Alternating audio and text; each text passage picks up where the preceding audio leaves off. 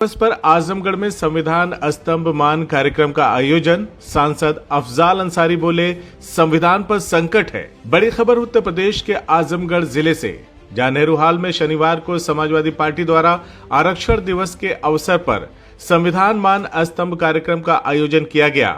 यह आयोजन समाजवादी पार्टी के राष्ट्रीय अध्यक्ष एवं पूर्व मुख्यमंत्री अखिलेश यादव के निर्देश पर किया गया, जिसका उद्देश्य भारतीय संविधान, आरक्षण और सामाजिक न्याय की मूल भावना को आम जन तक पहुंचाना था। इस मौके पर मुख्य अतिथि के रूप में उपस्थित गाजीपुर के सांसद अफजाल अंसारी ने भाजपा सरकार पर तीखा हमला बोलते हुए कहा कि आज आरक्षण, रोजगार, शिक्षा और स्वास्थ्य जैसे बुनियादी अधिकारों पर खतरा मंडरा रहा है। संविधान में बार बार संशोधन कर बाबा साहब अम्बेडकर की भावना के खिलाफ काम किया जा रहा है। उन्होंने आरोप लगाया कि मोदी योगी सरकार गरीबों की शिक्षा को साजिशन कमजोर करने की दिशा में काम कर रही है और प्राइमरी शिक्षा को बदहाल किया जा रहा है। सांसद अंसारी ने कहा कि भाजपा को अखिलेश यादव के पीडीए फार्मूले से डर है, इसीलिए वो चुनावी प्रक्रियाओं में गड़बड़ी करने की कोशिश कर रही है। उन्होंने योगी सरकार को जाति और धर्म के नाम पर शोषण करने वाली सरकार करार देते हुए कहा कि थानों और तहसीलों में भ्रष्टाचार चरम पर है। वहीं समाजवादी पार्टी के जिला अध्यक्ष हवलदार यादव ने आरक्षण दिवस कार्यक्रम को संबोधित करते हुए कहा कि छत्रपति शाहू जी महाराज और बाबा साहेब डॉक्टर भीमराव अंबेडकर ने जो सामाजिक न्याय की नींव रखी थी, आज उसे खत्म करने की कोशिशें की जा रही है। उन्होंने कहा कि 26 जुलाई 1902 का दिन भारतीय इतिहास में सामाजिक समता का प्रतीक है, जब साहू जी महाराज ने 50% आरक्षण देकर पिछड़ों, दलितों और वंचितों को बराबरी का हक दिलाने का ऐतिहासिक कदम उठाया। हवलदार यादव ने कहा कि मौजूदा भाजपा सरकार संविधान के मूल ढांचे से छेड़छाड़ कर रही है। शिक्षा, स्वास्थ्य, रोजगार जैसे क्षेत्रों में वंचित समाज को पीछे धकेला जा रहा है। गरीबों के लिए बने सरकारी स्कूलों को जानबूझकर कमजोर किया जा रहा है ताकि निजी शिक्षा व्यवस्था को बढ़ावा मिल सके और गरीब बच्चे शिक्षा से दूर हों। उन्होंने कहा कि समाजवादी पार्टी और हमारे नेता अखिलेश यादव ने हमेशा सामाजिक न्याय की लड़ाई लड़ी है। पीडीए हमारा संकल्प है और हम इसे लेकर जनता के बीच जाएंगे। आने वाले चुनाव में जनता योगी सरकार को जवाब देगी और समाजवादी विचारधारा को समर्थन देगी। वो समाजवादी पार्टी जिसको भारत में नहीं, उत्तर प्रदेश में तीसरे और चौथे नंबर की पार्टी कहा जाता था, आज आपके बल पर, इस प्रदेश की जनता के बल पर यह समाजवादी पार्टी भारतवर्ष में तीसरे सबसे बड़े दल का स्वरूप बन चुकी है। नींद हराम है उन लोगों की, घबराहट बढ़ गई है कि इतनी तेजी से जंप। माननीय आदरणीय स्वर्गीय मुलायम सिंह यादव जी के जमाने में 2004 में जो सबसे बड़ा स्कोर हुआ था, मैं भी था उस टीम में। उस समय भी ये रिकॉर्ड नहीं हुआ था कि 37 सीट अपने सिंबल से जीत के आए। उस समय एक सीट हम लोग कर्नाटक में भी जीत लिए थे, बंगारप्पा वाली, उसको लेकर के भी अभी हम 37 की गिनती से कई सीट नीचे थे। आज आप कहां खड़े हो? वहां खड़े होने के बाद आपको अवसर था कि आप अपने साथ जोड़ लेते। वो गाली बकते हैं, जातवादी कहते हैं, परिवारवादी कहते हैं, वो खुद परिवारवादी हैं। राजनाथ सिंह के बेटे का कोई समाचार पत्र नाम नहीं लिखेगा, वो परिवारवाद नहीं है। अमित शाह के बेटे का किसी समाचार एजेंसी में चर्चा नहीं होगी, वो कहिया का क्रिकेट का खेले बल्ला पकड़ने नहीं आता।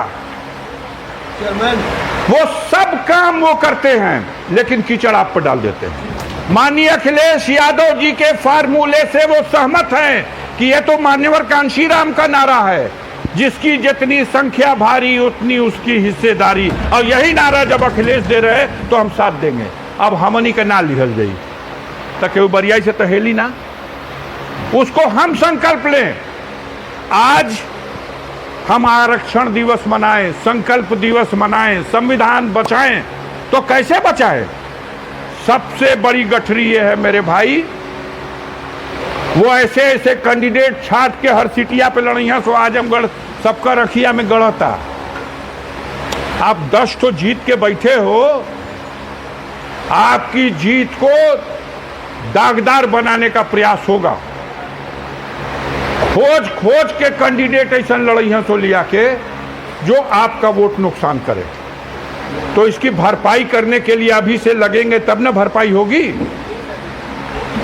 पीडीए की मीटिंग पूछा, दुर्गा भैया कह रहे हैं कि बहुत चाप के भइल है, चारी ओर भइल है, हमको भी पता हो रहा लेकिन पीडीए की मीटिंग का जो असली काम है,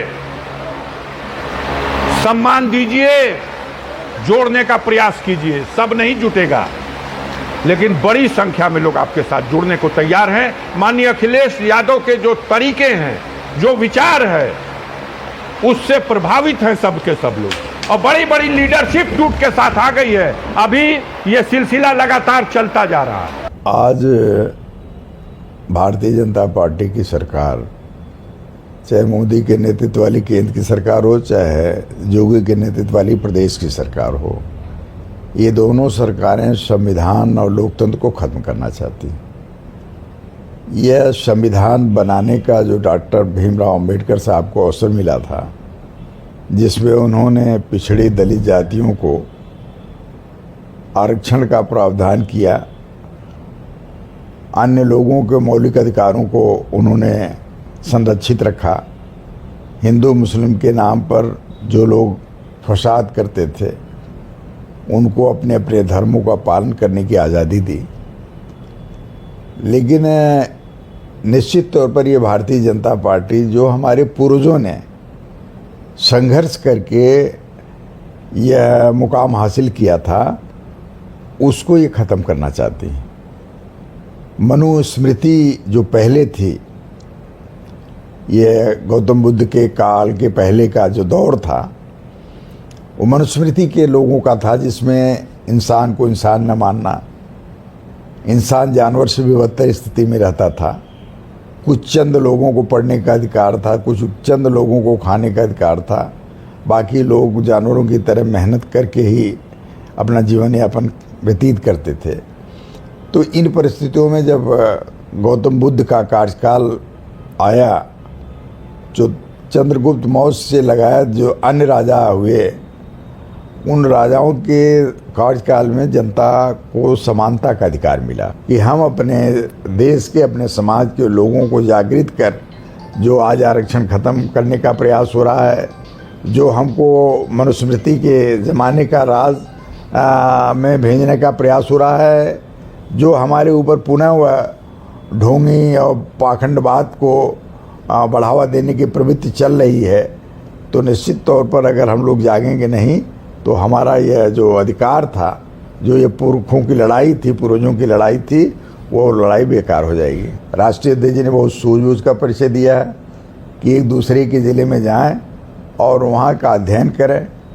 आज जो लोग भी अन्य ज़िलों में गए हैं, उन ज़िलों की भौगोलिक, सामाजिक, राजनीतिक स्थिति को देखते हुए सबको भेजा गया है, और निश्चित तौर पर उसका पार्टी के ऊपर बड़ा असर पड़ा है। संगठन के लोग प्रभावित हुए हैं, और इससे दूसरों की बात सुनने के लिए रोज़ जो लोग अपनी बात कहते हैं, लोग सुनते हैं, और एक दिन ऐसा होता है कि लोग जो जिसकी बात नहीं सुने रहते हैं, उसकी बात सुनने के लिए वह बहुत ही इंटरेस्टेड रहते हैं।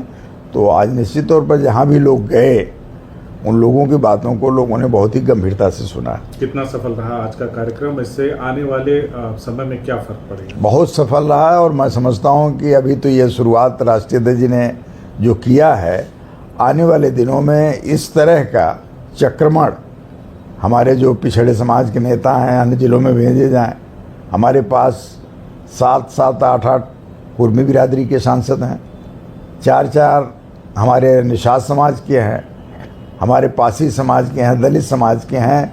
कोई जात ऐसी नहीं जिसके सांसद हमारे पार्टी के सांसद न बने हों।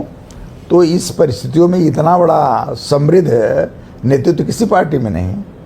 यहाँ 37 हमारे सांसद हैं, करीब 100 से ऊपर हमारे विधायक हैं, हमारे पूर्व मंत्री तमाम हमारे पार्टी के सरकारों में रह चुके हैं। तो ऐसी परिस्थिति में निश्चित तौर पर ये जिलों में एक दूसरे को भेज करके जो आदान प्रदान करेंगे, इससे पार्टी को लाभ मिलेगा। कार्यक्रम की अध्यक्षता समाजवादी पार्टी के जिला अध्यक्ष हवलदार यादव ने किया, जबकि संचालन वरिष्ठ सपा नेता हरिप्रसाद दुबे ने किया।